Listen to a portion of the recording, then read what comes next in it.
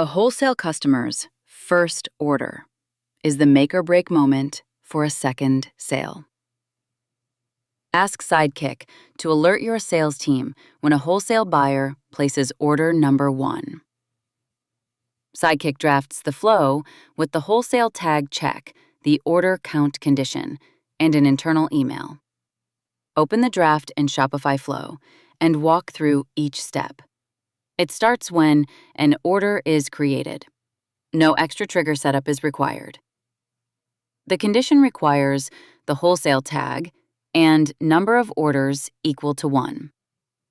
The alert includes customer company order value and a clear prompt to follow up within 24 hours.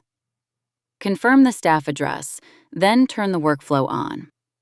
Once active, every qualifying first-time wholesale order fires the alert automatically. Sales gets the email in Gmail with the order details and a clear call to follow up personally within 24 hours.